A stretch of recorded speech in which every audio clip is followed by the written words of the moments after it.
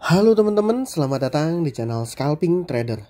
Kembali saya coba buat list rekomendasi saham untuk swing untuk swing mingguan, karena untuk trading untuk one day trade atau untuk scalpingnya kayaknya saya masih belum melihat ada saham-saham yang berpotensi dan menarik Mungkin hari ini adalah sudah 2 minggu ya, 2 minggu ke belakang saya nggak bikin konten karena ada kesibukan, dan sebenarnya bukan kesibukan juga, bisa aja dipaksain bikin konten, tapi marketnya memang lagi lesu. Jadi saya cuman lihat-lihat aja terakhir juga di minggu terakhir menjelang tutup tahun juga saya nggak banyak trading gitu ya. Oke, langsung aja saya mau disclaimer kalau saya melakukan analisa saham seperti biasa, dan teman-teman wajib dan harus melakukan analisa ulang gitu ya. Dan teman-teman mesti tahu kenapa sih kita mesti beli, kenapa kita mesti jual, dan teman-teman melakukan analisa dan paham bahwa keputusannya buy and sell-nya itu ada di tangan teman-teman. Kenapa? Karena resiko dari trading saham atau investasi saham itu sepenuhnya menjadi tanggung jawab pribadi. Ini sedikit review. Di tanggal 15 saya kemarin ada info TOWR, INTP, dan BSDE. TOWR sama BSDE ini kena stop loss kena stop loss. TOWR sama BSDE ini saya buat aja, saya coba sharing aja sekalian sambil sharing-sharing supaya teman-teman juga ngelihat kinerja performa watchlist saya. Nah, TOWR ini kemarin saya 660, saya bilang cut loss, dan per hari kemarin aja dia udah balik lagi ke titik area cut loss ini sebenarnya masih masuk dalam area buy. Tapi kalau ngelihat polanya kayak gini dia ngelihat polanya kayak gini akumulasinya masih belum kuat. Ini harusnya polanya dia akan masih sideways dulu. Terus juga BSDE saya juga hit saya punya stop loss stop loss kena dan udah mau balik lagi sebenarnya. Kalau misalnya yang kemarin saya juga sempat info kalau seandainya teman-teman punya holding power atau punya kemampuan untuk menahan saham BSDE dan TOWR ini, harusnya lossnya pun terminimalisir. Sekalipun loss kalau seandainya ngikut trade plan minimal itu lossnya itu nggak akan terlalu dalam teman-teman. Dan satu lagi INTP ini menurut saya masih oke, dan saya masih punya barang Jadi INTP itu saya informasikan di tanggal 15 September saat analisa saham itu. Di 15 Desember itu area sini Jadi setelah di area sini, bahkan kalau seandainya teman-teman ngikutin saya punya style yang mode antri-antri, mungkin dapat average-nya di area sini karena kan nih beberapa kali ngebuat wick ngebuat ekor yang mana nyentuh area-area di bawahnya. Dan memang sampai dengan saat ini menurut saya saham INTP ini masih bagus. Dan kalau seandainya punya average di area sini teman-teman, mungkin harusnya masih profit 2%-an harusnya masih profit 1-2%. Saya pribadi masih profit sekitar 2%-an teman-teman. Ini saya kemarin udah mau sempat buang sih teman-teman, tapi ternyata di tanggal 30 ini data transaksinya pun ini nggak terlalu jelek nggak terlalu jelek. RX buangnya 3,3 bio, AK beli 3,2 bio gitu tapi sahamnya ini turun 2,6%. Memang ini saham modelnya defensif pergerakannya pun nggak terlalu volatil gitu. Nah, ini saya masih pegang barang, tapi mungkin rencananya kita lihat besok kalau seandainya ada indikasi dia akan turun lagi saya langsung buang. Dan di selanjutnya tanggal 22 saya ada info Medco, SSIA, dan juga ESA. Dan dari tiga ini yang paling perform itu ternyata SSIA.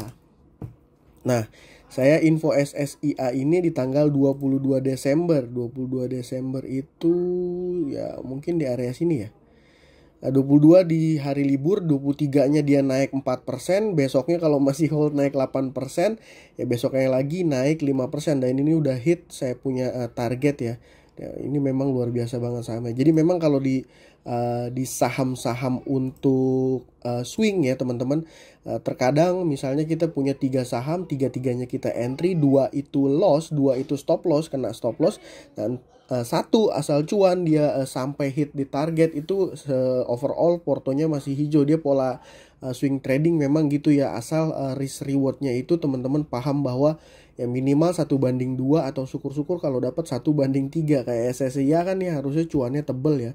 Medco Medco ini masih belum menunjukkan pergerakan, dia kayaknya masih akan sideways.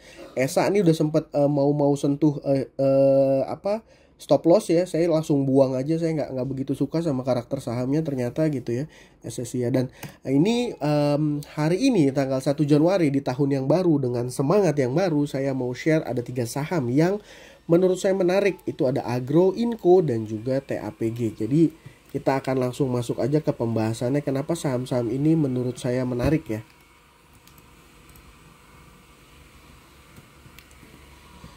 Nah, yang pertama adalah saham agro. Saham agro ini kenapa menarik? Sebenarnya sederhana, sahamnya ini sudah ada di support kuat ya, support kuat. Kenapa saya bisa bilang support kuat? Ini 2023, 2021, dan ini paling kecil di 2024 bulan Agustus sempat turun mendekati area-area sini. Dan karena beberapa kali area ini retest ya, area ini retest nih. Area ini retest dan dia mantul, tes mantul, tes mantul, tes mantul, dan ini retest lagi dan dia mantul. Saya ini berasumsi, dan polanya ini kan udah mau ada reversal ya, ada tanda-tanda reversal. Dan saham agro ini mostly ini movernya adalah broker OD, dan OD ya yang melakukan beli gede di penutupan bursa kemarin tanggal 30. Kalau kita tarik dari tanggal 24 ya teman-teman,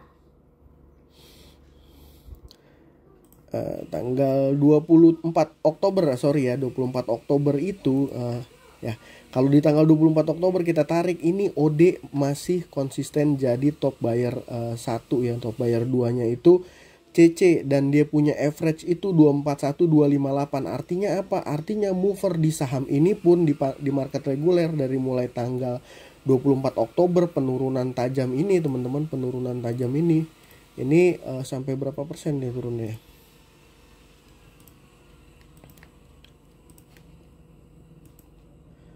Nah, sampai hampir 30% ini penurunan yang mereka posisinya adalah floating loss kalau dihitung dari tanggal 24. Ini kan penurunan ekstrimnya dari tanggal 24 Oktober ya. Dan ya kemarin dia di pump lagi sama OD, dan menurut saya ini menarik kalau teman-teman punya waktu holding period ya. Jadi ya, tapi belinya ini kan kemarin di pump 9,4% ya naiknya, dan ya saya rasa nggak bijak kalau langsung HK di posisi ini ya. Mungkin kalau saya biasanya sukanya tuh menginformasikan ke teman-teman, ini saya share di YouTube membership ya, di YouTube membership saya info. Nah, swing itu antri 2-3% di bawah harga saat ini ya. Saya bilang ini low risk, dan awal tahun depan mudah-mudahan ada technical rebound. Waktu itu saya bilang ya, ESA, SSI, Medco gitu ya. Dan 2-3% itu gimana maksudnya ya? Berarti kalau ini naiknya udah 9% ya, teman-teman mungkin antri di area 225, 226 ya, 22 ya, sekitaran situ ya. Kenapa? Karena resikonya akan lebih kecil dibanding teman-teman masuk di area saat ini dan ya dibawa turun lagi gitu ya. Kan sebenarnya kalau mau ngelihat area yang terkonfirmasi break itu, harusnya ya terkonfirmasi break itu kalau seandainya dia udah di atas 242 menurut saya, di area 240-an ya. Dia break 240-an bertahan di sini ya, itu udah terkonfirmasi bahwa dia akan ada indikasi balik arah. Tapi kalau seandainya beli di sini ya harganya udah nggak dapat harga terlalu murah gitu ya.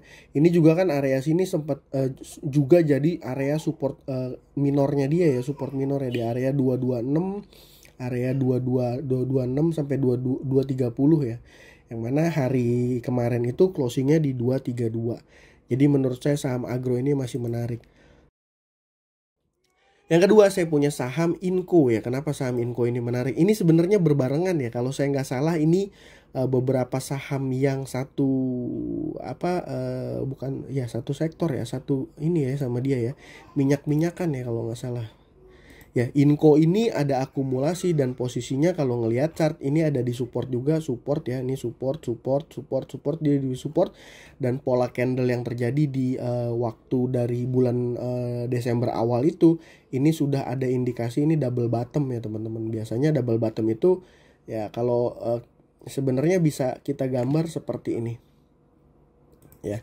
Ini arc. Ya, anggaplah di sini ini bottom pertama. Nah, ini bottom kedua. Nah, area sini ya. Nah, tapi memang ini belum terkonfirmasi. Biasanya kalau teman-teman yang jago-jago teknikal terkonfirmasi bahwa double bottom adalah ketika kalau harganya sudah sampai di titik neckline-nya. Di titik neckline-nya itu di area 4000, yang mana kalau seandainya kita nungguin ke neckline itu udah punya upside sekitar 10%. Ya, saya sih berasumsi Inco ini sudah ada di bottom ya, di support kuat gitu ya, di support kuat. Jadi kalau misalnya mau cicil, ini menurut saya sangat low risk, sangat low risk gitu ya. Dan ya memang sahamnya juga diakumulasi. Jadi itu alasan saya kenapa saham Inco menarik ya teman-teman. Dan ini kalau nggak salah dia bergeraknya barengan sama Antam juga ya. Nah, Antam ada triple bottom di sini malah teman-teman. Dia kalau mau nungguin neckline di area sini. Ya. Antam juga sama nih ya teman-teman. Ini bisa juga jadi salah satu opsi teman-teman untuk swing. Menurut saya nih di tanggal 30 kemarin sayangnya dia masih belum bergerak ke area mana-mana ya, masih di situ ya. Ya, jadi masih marketnya masih belum menentukan arahnya gitu ya. Selanjutnya yang ketiga ada saham TAPG. TAPG ini main cepet ya, kayaknya swingnya nggak terlalu lama, swingnya pendek dan range harganya juga range harga pendek. Karena kalau di gambar dilihat di chartnya ini pun ini masih terlihat seperti downtrend ya, downtrend. Ini kan low-nya dia, ini lower low-nya dia, tapi saat ini harganya sudah ada di posisi supportnya dia yang kemarin di tanggal 25 November. Kalau seandainya ya ini akan ada beberapa plan ya teman-teman. Ini turun sampai sini, naik ke sini, ke sini. Nah, ini bisa jadi dia ke sini ya. Ini opsi yang mungkin kita membaca pola pergerakan harga sahamnya TAPG. Tapi ini kalau ngelihat flow-nya kemarin ya, beberapa waktu terakhir ini mulai dari kita coba tarik dari tanggal 23 lah ya, dari mulai dia swing low ya 23, ini terjadi akumulasi yang cukup besar menurut saya. Jadi asumsi saya untuk dia masuk ke area bawah lagi ini kecil kemungkinannya karena ada akumulasi ya. Dan kalau misalnya ngelihat chartnya seperti ini, gimana trade plan-nya? Trade plan-nya sebenarnya menurut saya ini trade plan-nya harus cepat ya. Gimana? Ini adalah area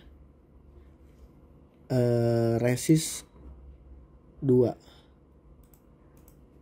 ya. Di sini resist 1.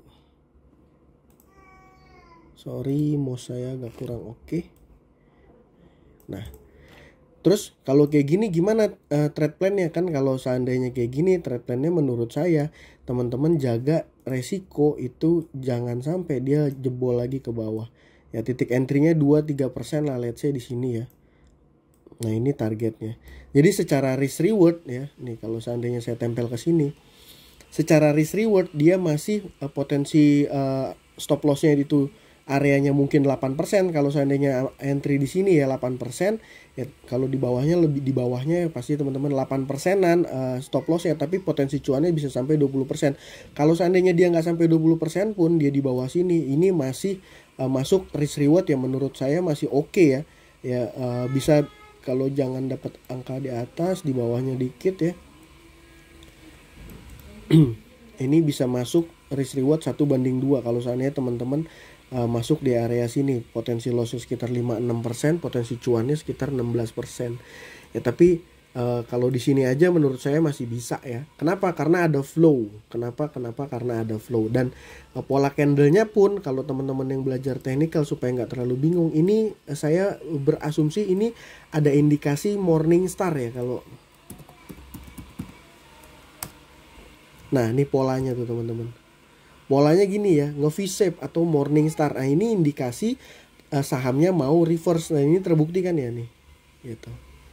Dan diikuti ada flow. Tapi apakah ini pasti akan cuan ya, kita masih belum tahu. Jadi menurut saya di 1 Januari Agro, Inco dan TAPG menurut saya menarik.